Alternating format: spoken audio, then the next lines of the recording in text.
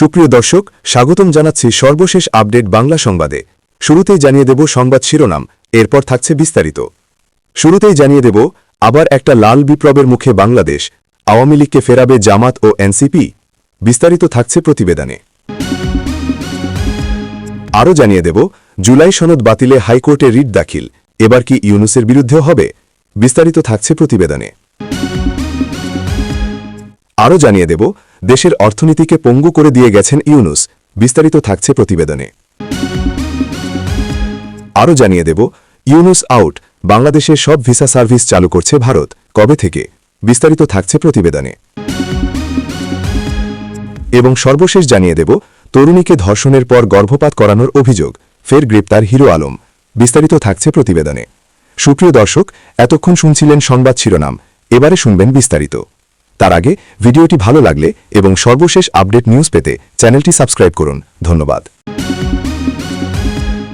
এই ফেব্রুয়ারি মাস শেষ হলেই শেষ হয়ে যাবে তারেক রহমানের রাজনৈতিক মধুচন্দ্রিমা। কঠিন বাস্তবের মুখোমুখি হতে হবে তাকে। যে কোনো সময়ে পরিস্থিতি এমন হতে পারে যে এই নির্বাচনটি তার সাংবিধানিক বৈধতা হারাতে পারে। তাই সরকারে থাকতে হলে বিএপিকে জামাতের কাছে মাথা নত করতেই হবে, কারণ রাজপথে নামার প্রস্তুতি নিচ্ছে বিরোধীরা। প্রধানমন্ত্রীর দায়িত্ব নিয়ে তিনি মুখে বলছেন যে সব ধর্মের মানুষ বাংলাদেশে সমান অধিকার নিয়ে বাঁচতে পারবে। আসলে কি তাই হবে? সংখ্যালঘুদের সংখ্যা কমানোর দায় যদি জামাত নিয়ে ফেলে, তবে আওয়ামী লীগ এবং বিএনপি তাদের সম্পদ কমানোর দায়িত্ব নিয়েছে, তাদের জমি জায়গা সব দখল করেছে। এটিকে কঠিন হাতে দমন করতে হবে নতুন প্রধানমন্ত্রীকে। বাস্তবতা হল, বিএনপি ১৭ বছরের ক্ষুধার্ত বাঘ হয়ে আছে। তারা কি দেখবে কাদের থেকে কিভাবে তারা চাঁদা নিচ্ছে, কাদের জমি জায়গা দখল করছে? এই পরিস্থিতি তো আছেই। সেই সঙ্গে সংবিধান সংস্কার নিয়ে বিএনপির সঙ্গে জামাত শিবিরের মতানৈক্যের ফলে রমজান মাস শেষ হলেই জামাত এবং এনসিপি রাস্তায় নামবে বিএনপির বিরুদ্ধে। আর এই মুহূর্তে জামাত এবং এনসিপিকে পেটানোর জন্য সুযোগ খুলছে বিএনপি এবং আওয়ামী লীগ। ফলে রাজপথে নামলেই জামাতের কপালে আছে জামাই আদর। পরিস্থিতি সামাল দিতে পারবেন তারেক রহমান?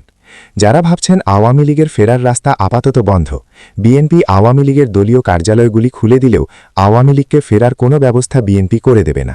যদিও অনেকেই মনে করছেন, যারা মুক্তিযুদ্ধকে সম্মান করে, যারা রাজাকার পাকিস্তানের বর্বরতাকে ঘৃণা করে, তাদেরকে ক্ষমতায় আসা থেকে আটকে রাখতে হলে বিএনপি এবং আওয়ামী লীগ একসাথে কাজ করা উচিত। কারণ মুক্তিযুদ্ধ যদি বাংলাদেশ সৃষ্টি করে, তাহলে মুক্তিযুদ্ধ হল বাংলাদেশের মা। আওয়ামী লীগ এবং বিএনপি হল দুই ভাই। কিন্তু সেই ১৯৭৫ সাল থেকেই দুই ভাইয়ের মধ্যে বিরোধ, আর যার সুবিধা নিচ্ছে পাকিস্তানপন্থী রাজাকাররা। এমন নয় যে এই কথাটি শুধু আওয়ামী লীগ জানে আর বিএনপি জানে না। যারা বিএনপির বরিষ্ঠ নেতা, তারা সবাই জানে জামাত মানেই রাজাকার, আর রাজাকার মানেই পাকিস্তানি। যারা বাংলাদেশের ৩০ লক্ষ মানুষের হত্যার দায় নিতে বাধ্য এবং ২ লক্ষ মা বোনের সঙ্গে নিয়ে ছিনিমিনি খেলেছে। কি নির্মম তাদের অত্যাচারের ধরন ছিল, তা সবার বোধবুদ্ধির বাইরে। তবুও বিএনপি এবং আওয়ামী লীগ তাদের প্রতিহিংসার রাজনীতি ভুলে দেশের জন্য রাজনীতি করবে না, যার ফলে জামাত তাদের আসন এবং জনসমর্থন বাড়িয়ে যাচ্ছে। এদিকে গণভোট পরিচালনা ও ফলাফলের বৈধতা নিয়ে এবার বাংলাদেশের হাইকোর্টের রিট আবেদন দাখিল হল।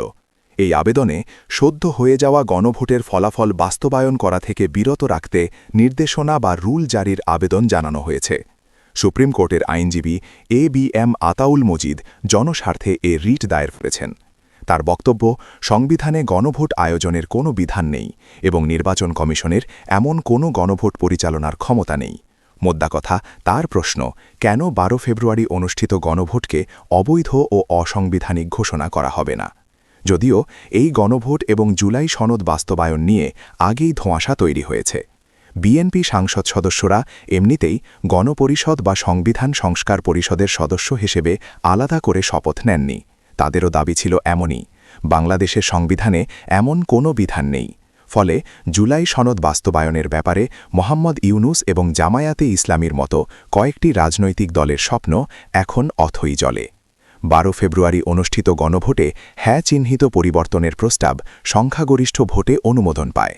হ্যাঁ ভোটে মোট ভোট পড়েছিল ৬০.৬৬%। সরকারি ঘোষণায় জানানো হয়, হ্যাঁ এর পক্ষে ভোট দিয়েছেন ৪,৮০,৭৪,৪২৯ জন ভোটার, আর না ভোট পড়েছে ২,২৫,৬৫,৬২৭টি। গত ১৩ ফেব্রুয়ারি এ নিয়ে গেজেট প্রকাশ করে বাংলাদেশের নির্বাচন কমিশন। এবার সেই গেজেটে স্থগিতাদেশ চেয়েই রিট আবেদন করেছেন আইনজীবী ABM আতাউল মজিদ। বাংলাদেশের রাজনৈতিক বিশ্লেষকদের দাবি এটা কেবল শুরুয়াত। এবার মোহাম্মদ ইউনূসের একের পর এক সিদ্ধান্ত, অর্ডিন্যান্স নিয়েও মামলা দায়ের হবে বাংলাদেশের সর্বোচ্চ আদালতে। ফলে বিগত সরকারের বহু কার্যকলাপ আইনের আতশকাচের তলায় চলে আসবে। ওয়াকিবহাল মহলের মতে বিগত ১.৫ বছরে বাংলাদেশের আইন আদালতকে কার্যত হাতের পুতুল হিসেবে প্রতিস্থাপিত করেছিল অন্তর্বর্তীকালীন সরকার। ঢাকার আন্তর্জাতিক অপরাধ ট্রাইব্যুনাল থেকে শুরু করে অন্যান্য আদালতে নিজেদের লোকজনকে বসিয়ে নিজেদের মতো করেই ফয়সালা করা হতো যে কোনো মামলার। এমনকি বহু ক্ষেত্রে বিবাদী পক্ষের হয়ে কোনো আইনজীবীকেও দাঁড়াতে দেওয়া হতো না। মব সৃষ্টির মাধ্যমে আদালতে একটা ভয়ের পরিবেশ সৃষ্টি করা হতো ইউনূসের বাংলাদেশে।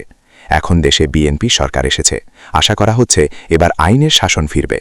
এর আগেও অন্তর্বর্তী সরকারের গঠন এবং তাদের ভূমিকা নিয়েও হাইকোর্টের রিট হয়েছিল, কিন্তু তা ঠান্ডা ঘরে পাঠিয়ে দেওয়া হয়েছিল। এবার হয়তো তা হবে না বলেই মনে করছেন আইনগণ মহল।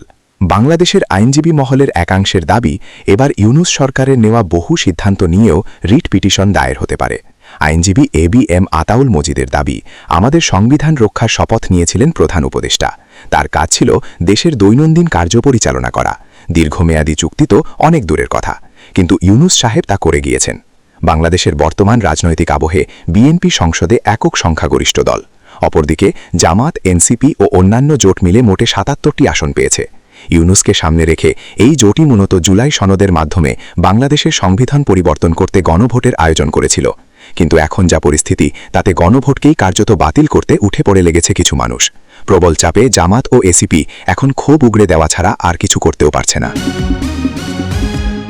এদিকে বাংলাদেশের অর্থনীতির আকাশে এখন কালো মেঘের ঘনঘটা। গত ১৮ মাসে দেশের ঋণের বোঝা যে হারে বেড়েছে, তার বিপরীতে দৃশ্যমান উন্নয়ন নিয়ে উঠেছে বড় প্রশ্ন। শেখ হাসিনা সরকারের পতনের সময় যেখানে মোট ঋণের পরিমাণ ছিল ১৯.৩২ লক্ষ কোটি টাকা, বর্তমানে তা বেড়ে দাঁড়িয়েছে ২১.৪৯ লক্ষ কোটি টাকায়। অর্থাৎ মাত্র ১.৫ বছরের ব্যবধানে দেশ ২.২৬ লক্ষ কোটি টাকার নতুন ঋণের জালে জড়িয়েছে। ঋণ বাড়লেও উন্নয়ন কোথায়? বিগত সরকারের আমলে নেওয়া ঋণের বিপরীতে পদ্মা সেতু, মেট্রো রেল, বঙ্গবন্ধু টানেল বা রূপপুর পারমাণবিক বিদ্যুৎ কেন্দ্রের মতো মেগা প্রকল্পগুলো দৃশ্যমান ছিল। কিন্তু বর্তমান অন্তর্বর্তীকালীন সরকারের সময়ে এই বিশাল অঙ্কের ঋণের টাকা কোথায় ব্যয় হয়েছে তা নিয়ে সাধারণ মানুষ ও অর্থনীতিবিদদের মধ্যে সংশয় তৈরি হয়েছে। গত ১৮ মাসে নতুন কোনো বড় অবকাঠামো, বিদ্যুৎ কেন্দ্র বা শিল্প কারখানা গড়ে উঠতে দেখা যায়নি। বিনিয়োগকারীদের মতে উন্নয়নের চাকা কার্যত স্থবির হয়ে আছে, অথচ ঋণের পাল্লা দিন দিন ভারী হচ্ছে। রিজার্ভ নিয়ে ধূম্রজাল। ক্ষমতা গ্রহণের আগে ও পরে বারবার অভিযোগ করা হয়েছিল যে বিগত সরকারের আমলে প্রতি বছর $15 বিলিয়ন পাচার হয়েছে।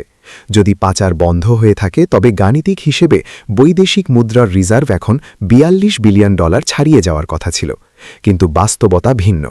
শেখ হাসিনা সরকারের রেখে যাওয়া $20.5 বিলিয়ন BPM-6 পন্থাতি অনুযায়ী রিজার্ভ বর্তমানে কমে দাঁড়িয়েছে মাত্র $13 বিলিয়ন আশেপাশে নেট রিজার্ভ। এই বিশাল অঙ্কের ডলার কোথায় গেল?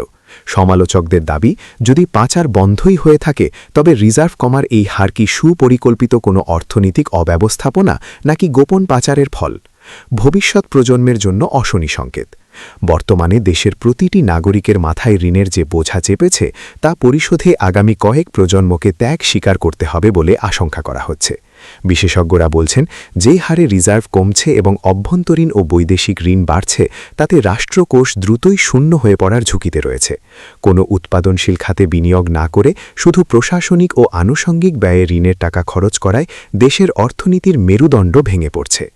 জুলাই ২০২৪-এর রাজনৈতিক পট পরিবর্তনের পর একটি সুন্দর ও সমৃদ্ধ বাংলাদেশের স্বপ্ন দেখানো হয়েছিল, কিন্তু বর্তমান চিত্র বলছে ভিন্ন কথা।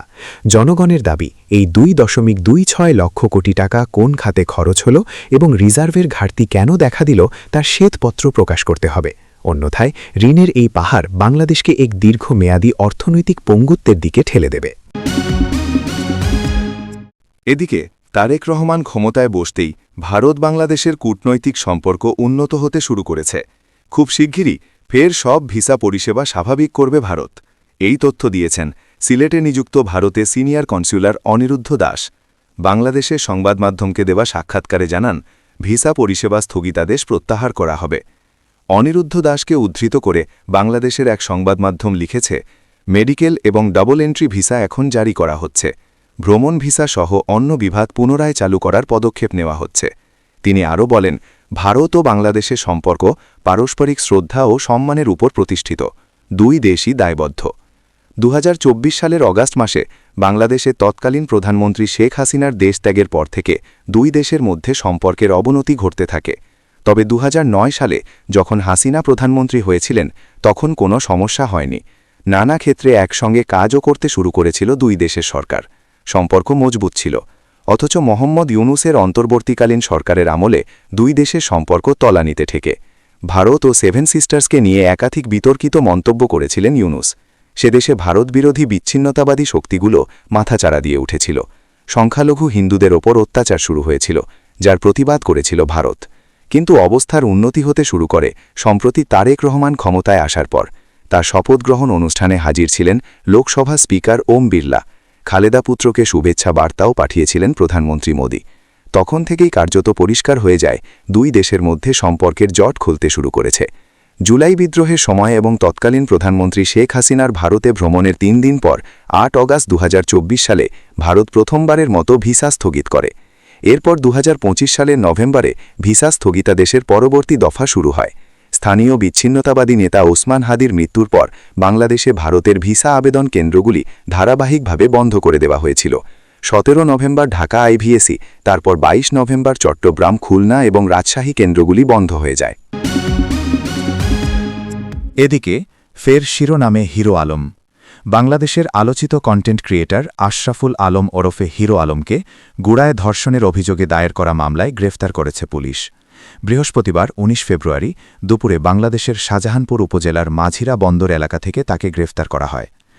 বগুড়ার অতিরিক্ত পুলিশ সুপার মোস্তফা মঞ্জুর বলেন, গত 10 ফেব্রুয়ারি দুপুরে বগুড়ার নারী ও শিশু নির্যাতন দমন ট্রাইব্যুনাল 2 এর বিচারক আনোয়ারুল হকের আদালত হিরো আলমের গ্রেফতারি পরোয়ানা জারি করা হয়। সেই মামলাতেই হিরো আলমকে গ্রেফতার করা হয়েছে। তিনি বলেন, দীর্ঘদিন ধরে তার গতিবিধির ওপর নজরদারি চলছিল। গোয়েন্দা তথ্যের ভিত্তিতে আজ মাঝিরা বন্দরের কাছে তার অবস্থান নিশ্চিত করা হয়। এরপর আইনশৃঙ্খলা রক্ষাকারী বাহিনীর সদস্যরা মহাসড়কে ব্যারিকেড বসিয়ে তার ব্যবহৃত গাড়ি থেকে তাকে গ্রেফতার করা হয়। পরে তাকে বগুড়ার নারী ও শিশু নির্যাতন দমন ট্রাইব্যুনাল 2 এ হাজির করা হলে ওয়ারেন্ট মূলে কারাগারে পাঠানোর নির্দেশ দেওয়া হয়। মামলার অভিযোগ সূত্রে জানা যায়, সাদিয়া রহমান মিথিলা নামে এক মহিলাকে বিয়ের আশ্বাসে ধর্ষণ, শারীরিক নির্যাতন ও জোর করে গর্ভপাত করতে বাধ্য করেন হিরো আলম। নায়িকা বানানোর স্বপ্ন দেখিয়ে হিরো আলম তার সঙ্গে ঘনিষ্ঠ হন।